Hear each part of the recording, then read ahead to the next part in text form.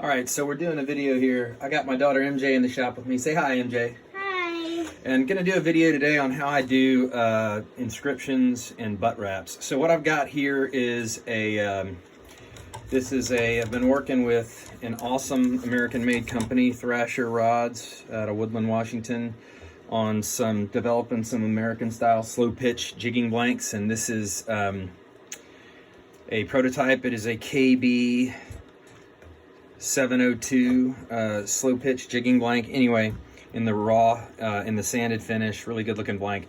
So what we're going to do is we have completed a throop type tiger wrap, you can see, with 3 colors, and we are going to do our trim, our tie off here.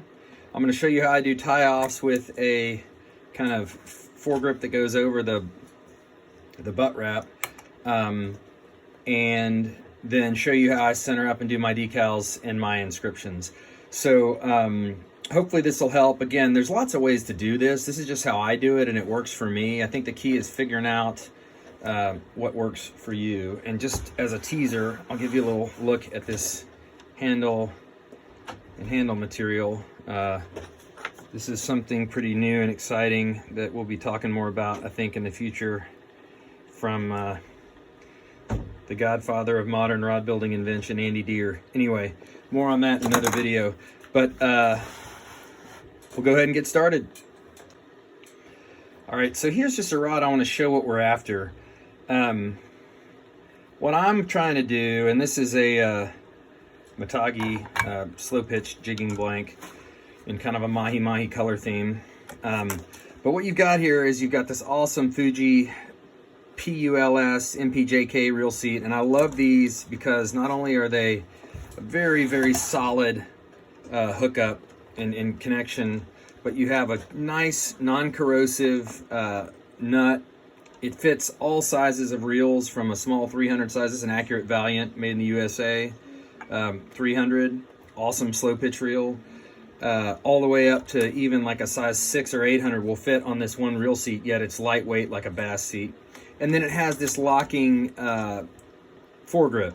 And so what we want to do, to my eye, there's lots of ways to do this, do whatever you want, but what I want to do, and you can see this is what I've done with this long green dragon scale here, is I want, when the reel I'm going to use on the rod is installed and in place, I want a trim on this end about the same length as the trim on this end. So it's not that hard to do, you just have to be a little thoughtful and plan it out. So I'm going to show you how to do that now. All right, so now we have the rod we're actually working on now that we're going to set up.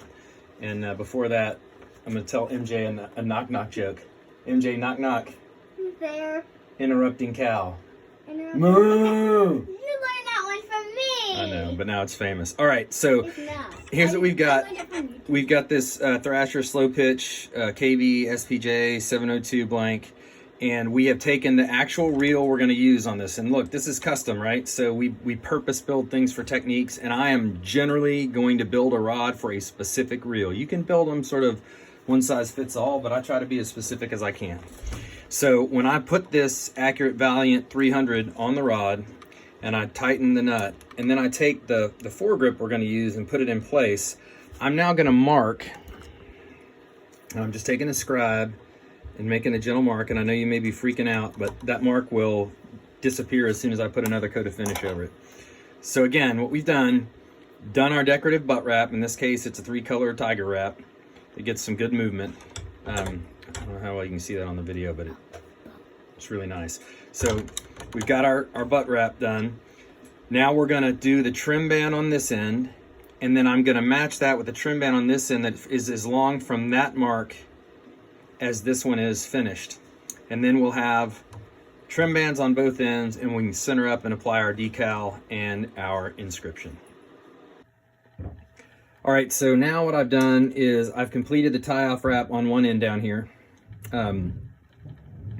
with just some metallic trim, 3 turns on this end, 1 turn on this end, and a single thread JTOB here. Thank you, Jim Trelikas, for all the stuff you've invented and taught the rest of us. And so now we started wrapping from the front of the reel seat all the way up to almost the mark that we made. You remember that mark represents the end of this Fuji locking foregrip or thread cover when we have the reel we're going to use in place, and we have it all the way locked down. So I'm going to wrap all the way up to that mark, and then I'm going to just trap a piece of thread. And this is just, I'm using some Fuji no CP size 15, size A, color 15, but all you're doing is just putting a little marker there. And we're not going to do anything with it, but that's going to let me know exactly where this wrap is going to begin to appear from under this foregrip. And then I wrap from there. I use that to make a wrap on this end that will be the same length as the tie-off wrap on this end. And I'll show you what it looks like when I'm done. I'm just sharing this for Marilyn. Total snafu, off camera, gonna have to start over. I'm trying to finish this video and I can't because my phone keeps blowing up because Jared Taylor's texting me about awesome CTS fly blanks, and because my brother's found a flounder spot and is rubbing it in. All right, so now what I've done is wrap a trim tie-off band on this end of the throop wrap, and I did the coated finish over this and let it sit for a couple of days so it's nice and hard. You can burnish threads and polish things. And now I've wrapped the wrap on this end. You can see it's very long, but here's our reference thread we put in, and I can see that the length of that wrap, which is what's going to show based on the layout we did out from under the grip, is going to be the same as that. It doesn't look exactly the same on camera. You're getting a little bit of weird parallax because of the round lens, but you get my drift. So we'll remove that, burnish it up, and now we're going to move to the next step, which is apply the decal and the inscription. All right, so now we're going to mark the center so we make sure we get our decal in exactly the right place. And so there's multiple ways to do this, but a couple of things. This is a nifty little tool. It's just a reel seat alignment tool from Tom Morgan Rodsmiths. He's a gifted bamboo builder and makes a lot of custom tools for bamboo and everything, but it's a really handy tool to have in the shop. I'm gonna put it there just like the reel was on the rod, and I'll make sure straight up is up and I can get my decal here in the right place. The other thing, besides having it right on the axis of the rod, is I want to have it centered between the ends of my tie-offs. And this is a little bit funny. You will learn sometimes the hard way that there are optical illusions in what we're doing. A wrap that is exactly the same length on this section of the thick section of the rod will look much shorter than a wrap of the exact same length on a tip section of a rod. And so it's a mix for me between measuring and being exactly right and doing things that look right to your eye, if that makes sense. But with centering decals, they generally line up. And if you find the actual dead mathematical center of this, it usually looks centered to your eye. There are some length and measurement things that don't always work that way, but that one does. So what I've got here is a self-centering masking tape. And by self-centering, all that means is at every measurement, it also tells you what half of that measurement is. Probably overkill, but you could also just measure it. But I'm gonna literally line up this wrap. It's hard with the camera in the way, but it looks like 2.5 inches is the middle.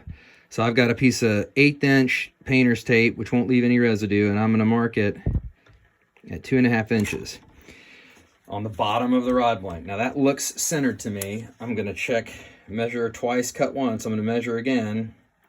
This time it says, yep, 2.5, and that looks a little short of 2.5 that way.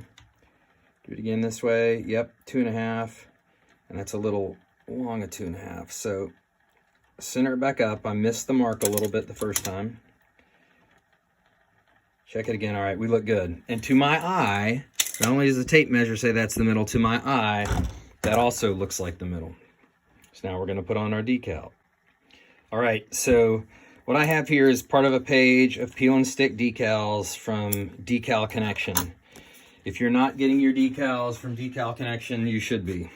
I can't possibly say enough good things about the quality of their product, consistency, the customer service, as well as that Chuck and Debbie are just real nice people. I've been dealing with them for 20 years, and I highly recommend them. So we're going to take this decal now, and this is just my logo. Obviously, you're not going to use this, but I'll show you how I'm centering it and aligning it. So I kind of line it up, get it where it's going to be in the center.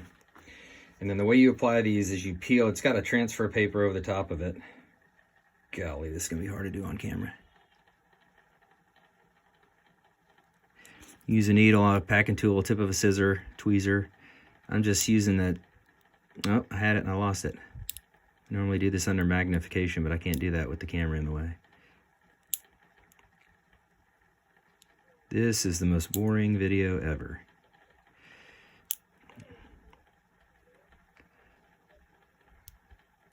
All right, I got it. So I'm going to get under the transfer paper without touching or getting under the actual decal. So I've peeled off the backing. Now I'm just going to line that up, and I'm making sure my real foot marker is dead straight up. Center up the decal and place it down. Now I'm going to use my burnishing tool to just get it gently down so it doesn't go anywhere. And you can see we got dead center with that tape, so I can remove the tape now. All right. Now here's the neat trick, and a guy named John, golly, I think it's John Hall, taught me this 100 years ago, standing in Custom Tackle Supply in Shebville, Tennessee, Bob McCamey's shop. Bob's now with Mudhole Custom Tackle, and Custom Tackle Supply's gone, but he and Scott Abel used to run that place, taught me an awful lot about rod building there, and I appreciate it. This is what's called a dryer roller. It's just a ceramic roller, real hard. Happens to be clear. You probably don't need a clear one. This is just the one that I found. This is a relatively inexpensive deal.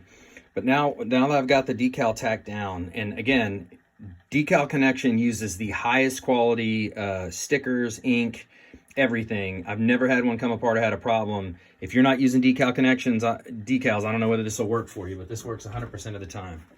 Now I'm just going to take a heat gun and put it on a low setting. Oops, I'm going to bump the camera. I'm just going to hit this decal. I'm pretty far away. It looks on camera like I'm close, but I'm not. Maybe about 10 seconds. Low heat. And now I'm just going to roll this down. And I'm rolling all the way around.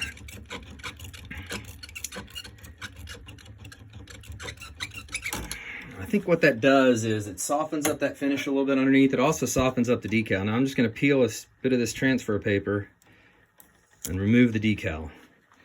And what I'm left with is perfectly centered, perfectly straight logo right in the middle of that wrap.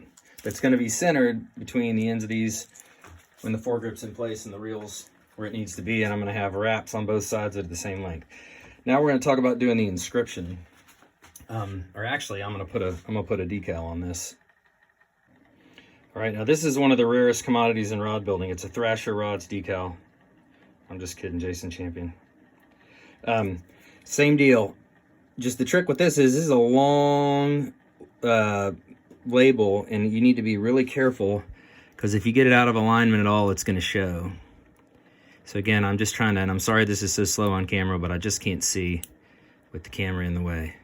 So getting under the corner of the transfer paper, but not actually getting on or touching any part of the decal, just that corner.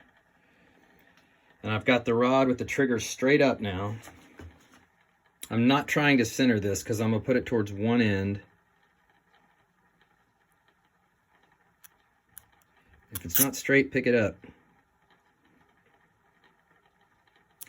Dead straight, dead centered. Again, using the burnishing tool, this is gentle pressure. I'm just kind of rolling it down, making sure there's no air bubbles, and I get it slightly tacked. Okay.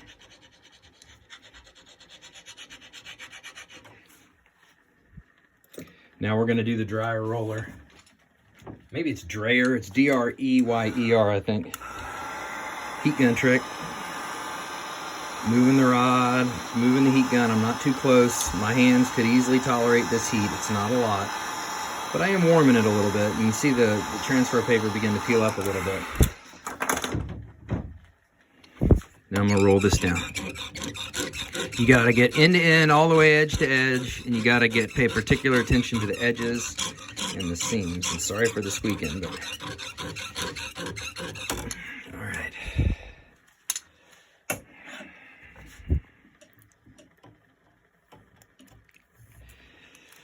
Now with a round, you don't have to worry about it. I don't know if y'all can see this on camera. There's a little bit of residue right here from the contact paper, and that happens sometimes at square corners.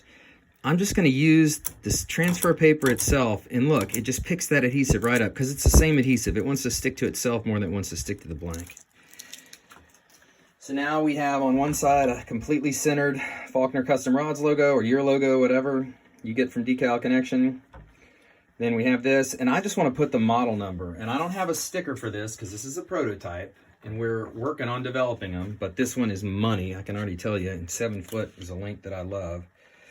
So now we're going to go to the next step, and I'm just going to write the model number KBSPJ702, and I'm going to use this Sakura Jelly Roll medium pen in silver.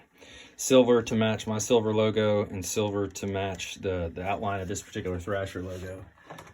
They also make them in gold metallic, black, white, so you can use all kinds of colors, but really good pen to write with. So it goes over a coat of finish really well. I would not try to write on the raw blank, but once you have a coat of finish, so if you're putting it over a butt wrap, and go right over this first coat of finish on our final tiger wrap layer. If you were gonna just leave raw blank, raw rod blank between tie-offs, put a label, I would put a coat of finish first before I do my inscription. And so now I want to make sure I line up my inscription, but I'm not exactly sure how long it's going to be. So I'm going to take a piece of paper that I have in the shop. This happens to be a Angler's Resource Packing List for some awesome Fuji components. I'm just going to turn it over, and I'm going to write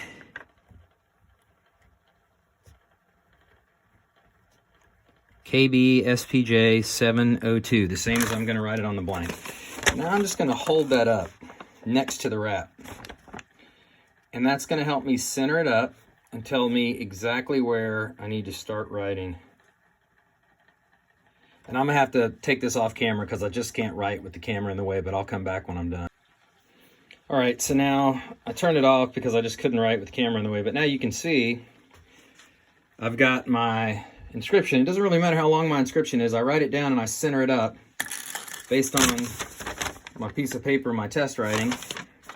So now I've got my logos centered on the top here, my decal and my inscription centered respectively based on where I put the decal on the bottom.